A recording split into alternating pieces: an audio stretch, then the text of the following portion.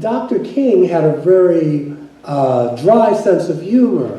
And I know many of you don't remember 1967, but he was on the Merv Griffin show. And there was some trouble with his plane. And he was almost late for the show with, some mechanical failure.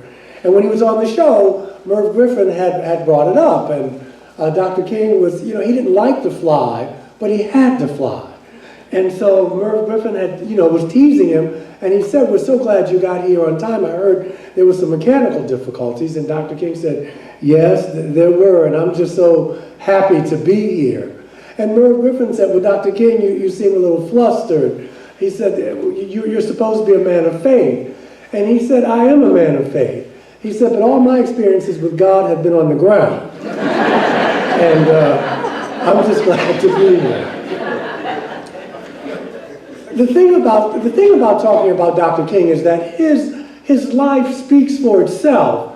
And so I was thinking, what is it that I could possibly say about this man that has not already been said? Right? I mean, we know we've been doing this for so long. He would have been 89 this month, by the way. But then I thought maybe I could share with you a few things before we go into his legacy and what we can do to continue it. I had the good fortune, I attended Union Theological Seminary in New York City, and my professor for systematic theology was Dr. James Cone.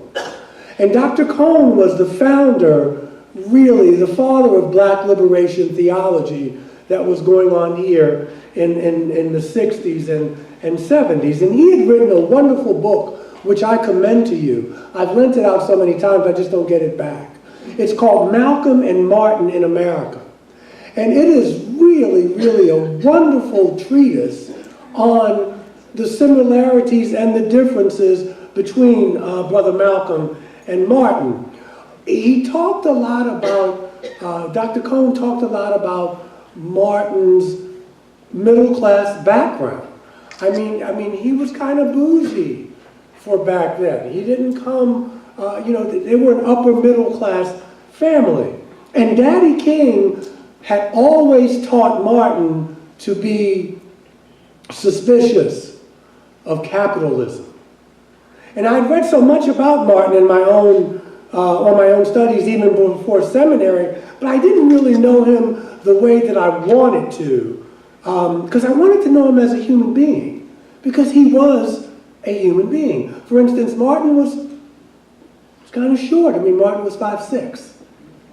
His favorite hymn was Precious Lord. And he loved gospel singer Mahalia Jackson's rendition of the hymn, and he often invited her to sing at the rallies to help inspire the crowds. And at his request, because Martin knew that he wasn't going to live to be an old man, he had her sing it at his funeral in 1968, in April 1968. As a matter of fact, his last words, just before being shot for the musician that evening, was to play Precious Lord, and to play it real pretty for me that night. He was a member of the Alpha Phi Alpha fraternity. He pledged while attending Morehouse College, and he was initiated while he attended Boston College. He was a Nobel laureate. Had he lived, he would have been 89 years young this month. What else can we know about him? Martin drank screwdrivers. He liked vodka and orange juice. He was a smoker. I don't know if any of you remember, this is called Magic Shave, right? You know, a lot of black men used it. My dad used it because when we shaved, we would get ingrown hairs. Magic Shave was, you took it on a butter knife and you put it on your beard. It smelled like rotten eggs. Does anybody here know this? Or, okay, yeah, it was really stinky. It smelled like rotten eggs, but, it kept your face smooth. His sexual athleticism and his appetites are common knowledge by now, mostly due to FBI tapes and Ralph Abernathy's 1989 tell-all book, When the Walls Came Tumbling Down. Martin's birth name was Michael. His name was Michael King. The Pulitzer Prize-winning book Bearing the Cross by author David Garrow tells us that King was heavily involved in an interracial relationship while he was at Morehouse. It was a very serious relationship, and they had talked of being married. But his friends had told him that if you want to go back to the South and to be a leader in a movement, this relationship had to end. And after many months, King did end it. It was amicable, but it was very painful for him. King could never really make his peace with capitalism, and he really leaned toward a more democratic socialist philosophy. This perspective led to King being labeled a communist by friends and foes alike. And theologically, Martin did not believe in the physical resurrection of Jesus. He saw it as a metaphor that love conquers all in the end. He was a big fan of the opera. Coretta, his wife, before marrying him, had aspirations to become an opera singer. And we know that Martin was a brilliant orator, and we realize that he was a great minister and civil rights leader, but he's also not talked about for his intellectual acuity. Martin King earned his PhD in systematic theology at the age of 23. These are just some of the things that you may or may not have known. All of this is public knowledge. Much of this information comes from Claiborne Carson's collection of the King Papers and other writings. And it's in the public domain, but I encourage you to study more about Martin. Do your own research about this man whom Professor Michael Eric Dyson calls one of the most influential Americans of the 20th century. Martin was many things. He was a minister, he was an educator, he was a father, he was a revolutionary, and he was a prophet. But make no mistake, he was a revolutionary, because love is a revolutionary act. He was a prophet, but there's an old saying that prophets are never recognized in their own country. He was a human being. I cannot remind you of that enough. He was an extraordinary human being, but he was a human being. You know, people say, you know, we need another Martin King. We need another Malcolm. The times for charismatic leaders are gone. We are the ones that we have been waiting for. You can't wait for somebody else to do the things that we need to do on our own. His dream of racial equality and justice still haunts us today. His rich baritone voice still reverberates down the corridors of time. His messages still echo in the hearts and minds of men and women, even though many times we ignore it. Many are called, but few are chosen, can also be said, many are called, but few choose to listen. His message of love and forgiveness is revolutionary, and make no mistake, he was a revolutionary. He was dangerous to the status quo.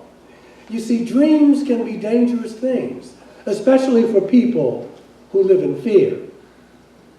In the book of Genesis, chapter 37, verses 19-20, we read these words about Joseph and his brothers. And as you know, Joseph was always and also a dreamer. Here comes the dreamer.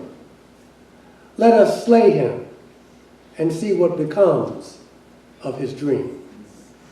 As it was with Mandela, many who opposed King back in the day now say they love him.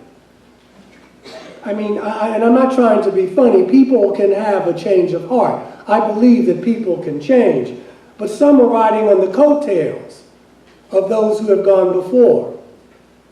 A Unitarian Universalist colleague by the name of Clinton Lee Scott writes these words: words. He says, always it is easier to pay homage to prophets than to heed the direction of their vision. It is easier to blindly venerate the saints than to learn the human quality of their sainthood. It is easier to glorify the heroes and sheroes of the race than to give weight to their examples. To worship the wise is much easier than to profit from their wisdom. Great leaders are honored, but not by adulation, but by sharing their insights and their values. Many times the grandchildren of those who stoned the prophets sometimes gather up those same stones to build a monument to the very people they tried to destroy. Always it is easier to pay homage than to heed their vision. There's another saying from an anonymous writer who writes these words about Martin. Now that he is gone, let us safely praise him, for he cannot challenge the image we have made for him, for it's easier to build a monument than a movement. I celebrate the holiday just as you do, that we commemorate and celebrate his life, but I do agree with Brother Scott. We've come so far as a nation, but we have so far to go. Martin did what religion, genuine religion in my estimation, is supposed to do. It's to comfort the afflicted and to afflict the comfortable. His dream was as dangerous then as it would be now, because his dream was anti-empire. I know a story about a rabbi who lived some 2,000 years ago who was anti-empire.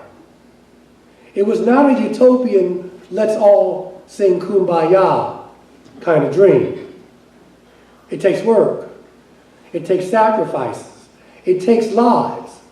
It took lives then, and it may take lives in the future. Not that all of us who resonate with the dream will have to suffer physical death because of it. I mean, we're all going to die.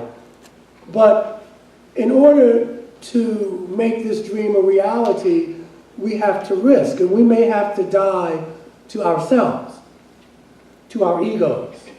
We will have to put other people first instead of ourselves. The words of Henry David Thoreau come to mind when Brother Thoreau says that if you have built castles in the air, that is good. But now comes a time when you have to put a foundation under them. You see, during the civil rights movement, the dominant culture in power, whether they reacted for good or for ill, were still only reacting. As we get older, we want to learn to respond to life as opposed to reacting to it. But the dominant culture was reacting to this movement, reacting to one of the most astonishing, one of the most beautiful, and one of the most spontaneous uprisings of justice this nation has ever seen. King was a patriot. Now, we don't hear that word used often, not unless you're in special forces, not unless you are 12 strong, not unless you are a Navy SEAL or a Green Beret. And I don't denigrate that because I have friends in Vietnam who were in special forces. King was a patriot in the best sense of the word, though, because he was a spiritual warrior. He loved this country and he believed in the meaning of its creed. He just dreamed of a different way of getting there, a way without violence. Martin used to say that peace is not our goal. Peace is not the goal. Peace is the tool that we use to achieve our goals. It's a totally different way of looking at life. He knew then what we are just beginning to grasp now, that the choices that face humankind today, it's not about nonviolence versus violence, but it's about nonviolence versus non-existence. Those are the choices that we face today. He had an abiding hope for America, that we could actually be true to what we say on paper. that all human beings are created equal, not more equal than others, some are more equal than others, but all of us are created equal. And he learned his lesson from a little brown man in India. He learned it from Gandhi. Remember, the British said that the sun would never set on the British Empire. And this little brown man in a diaper said, really? Really? Gandhi knew that if you wanted to create change in a society, people had to move from group force to the Sanskrit word satyagraha, which means love force or soul force. And Gandhi used this in the Indian independence movement. And you can see how powerful love can be. And this is what makes anybody, whether it's Jesus of Nazareth or the Buddha, or this is what made King a dangerous revolutionary. He spoke of creating a beloved community out of a stone of hope. Now, you know, you can't have hope without having a little faith. Even for our atheist brothers and sisters out there in the audience, you have to have faith in something. We just have faith in different things. But even the faith of a mustard seed can move mountains of bigotry and despair. How? Well, I'm glad you asked. Because you don't have to do it alone. Why? Because you can't do it alone. We need each other. St. Augustine once said that faith is to believe in what we do not see, and the reward of that faith is to see what is believed.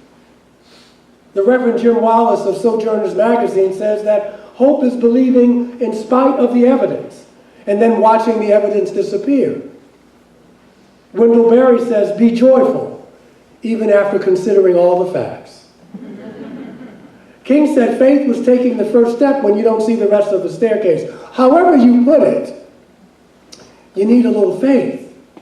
So the question becomes, what do you say? What do you believe about faith and about hope and community? How do we define it for ourselves and for our respective communities? You see, because the same is true of individuals as well as nations. There may come a time, or there may have been a time in your life, I know it's been in my life, when someone can see something in you, when someone can see something about you that you can't see in yourself. That will be the time when you have to believe in someone else's vision and potential of yourself. And this is what King saw in America. This is what King saw in America. And we must see it as well if we are going to thrive as a nation. For there is no vision. Where there is no vision, the people perish. So my question to you is, when was the last time you said something good about America? When was the last time you even thought about it? I don't think about it as often as I should. It's easy for me to talk about this administration, and I can go off. If I have too much wine, I may go off tonight. This doesn't mean that we don't need to change, but it does mean that we need to appreciate what we have. That there are better places to live, but we do live here. You ask the dreamers how good America can be, or how good America is. So we must see the kingdom and the queendom of God, if I can use that word, within ourselves in order to create the type of world that we say we want to live in. We must answer the bell as co-creators of our own collective and individual realities so that we can pledge, perhaps when we leave here, to become more creative, more transformative, more forward-thinking, more authentic, more loving and forgiving human beings. We have to give up. Well, it didn't work the last time I tried it. We have to give up that kind of attitude. For nations and individuals, there is fate and there is destiny. Fate is what happens to you. Destiny is what you do with it. We cannot continue to put old wine into new wineskins. We cannot continue attempting to solve 21st century problems with antiquated tools that simply don't work. We can learn from the events of the 50s and 60s. We must keep the dreams of our ancestors and elders alive, but we have to come up with a new way. It's a new day. The simple truth of the matter is that nations, like individuals, have karma. You reap what you sow. And this is not personal. This is just the way the universe works. So the next time you start talking about this administration, and it's okay to do that, but remember, you get the government you deserve. This is just the law of life. It's a cycle that we need to go through in order to be the people we say, the nation we say we really want to be. It's difficult to preach the good news. Francis of Assisi says, preach the gospel, use words when necessary. So we can but it's really about how you live. The greatest sermon that anyone will ever see or hear is the way you live your life. What is it that you want? What's your point? It's rhetorical, obviously, but I want you to think about that. Do you just want to be right? I mean, are you in the world just to be right? Or do you want to be at peace? I mean, there was a time, if I had those two choices, I would say I wanted to be right. But it's a little more to life than that, don't you think? We love Dr. King. We love his dreams. Oh, and this is not just an African-American holiday, obviously, right? So, but our nation still thinks that Martin Luther King's birthday is just a black holiday. It's a black holiday. We love his I Have a Dream speech, but you know, Martin had other speeches. That's a feel-good speech. Towards the end of his life, Martin was not singing that song. He was in despair. He knew he didn't have long to live. He thought that asking African Americans to integrate into the United States of America was asking them to integrate into a burning house. He says it was easier to integrate lunch counters, and we know how hard that was. But he came to realize that people were sitting at lunch counters and didn't have money to buy a cup of coffee. So he knew then what we know now, that all the oppressions are linked. We had a lot of marches today, the Women's March. Did anybody march today? Okay, that's good. We're learning that whether it's Black Lives Matter or the Women's March or GBLTQ brothers and sisters, that all the oppressions are linked. And the best way to kill a movement is to have us arguing with each other about who suffers the most. In closing, I just want to leave you with a few more things here.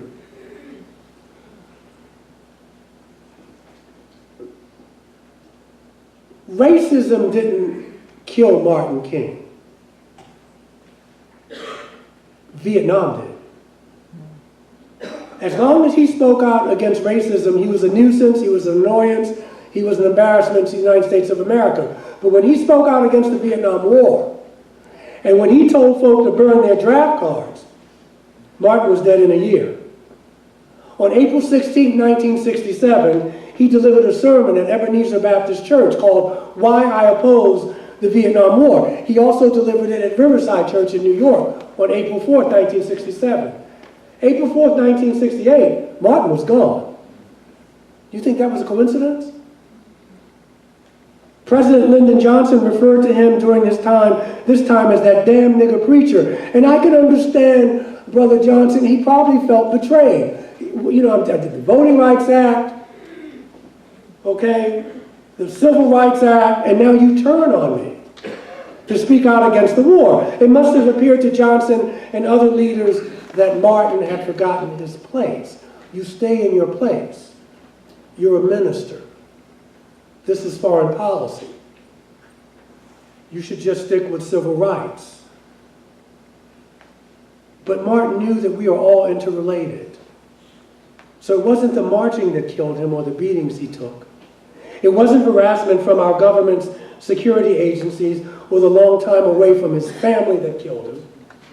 I'm sure it contributed to him.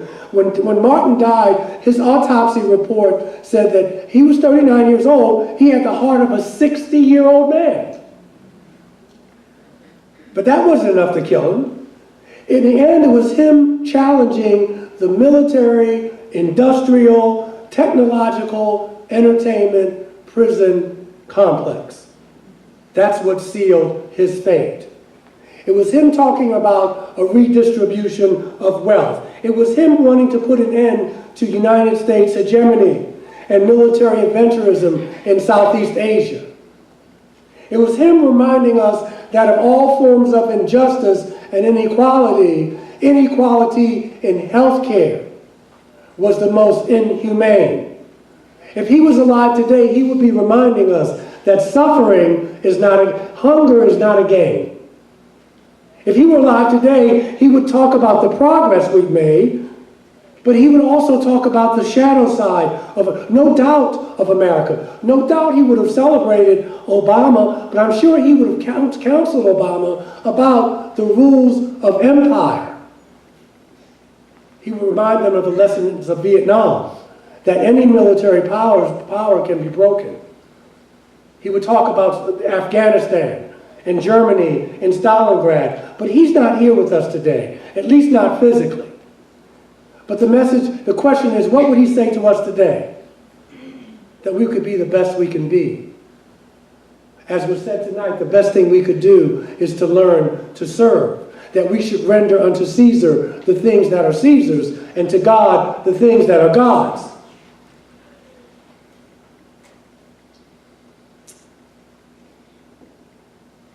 He would remind us that when fear knocked on the door and faith and love answered, no one was home. At the end of his life, he could say to his God, in the words of the Gospel of John, I have glorified your name upon the earth. I have done the thing you have asked me to do.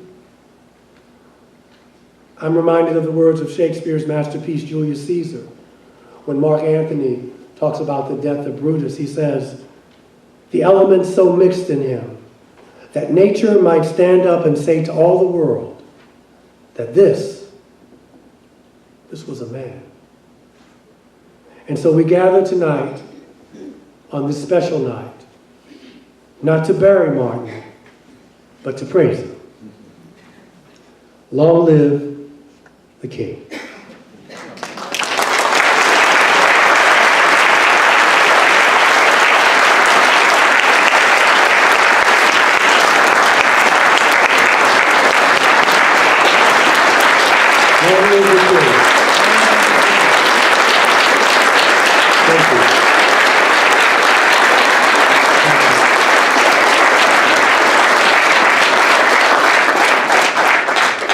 Okay, we're going to, in closing, the lyrics are on your order of service. We shall overcome. We're not going to do all 25 verses. We'll be here till next King Day. We're going to do 4. So, can I indulge you to stand as you are willing and able? If not, don't. But would you stand? Okay?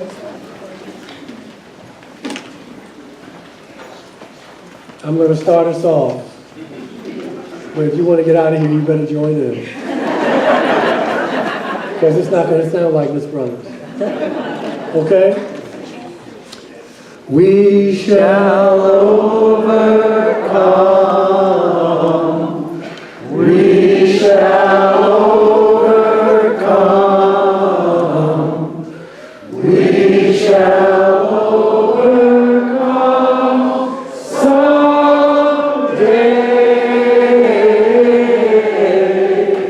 Oh, deep in my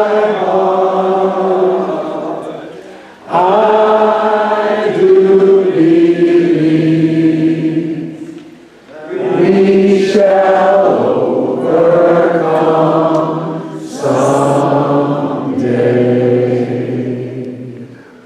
We'll walk hand in hand. We'll walk hand in hand.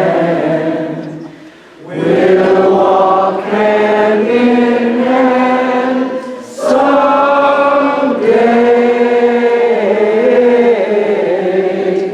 Oh, deep in my heart, I do believe we'll walk hand in hand someday. We are not afraid. We are not afraid. We are not afraid today.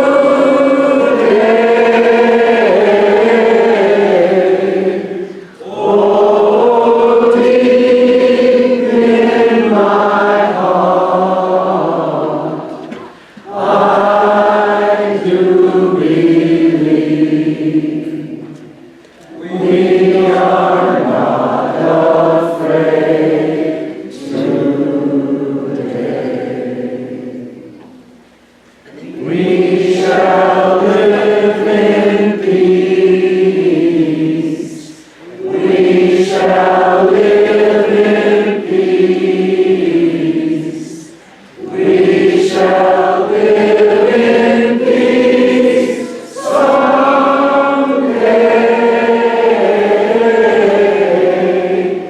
Oh, deep in my heart, I do believe we shall live in peace someday. Okay. May the love that overcomes all differences and heals all wounds be with us this evening and in the days, months, and years to come. Please join us downstairs for refreshments, and thank you for being here tonight.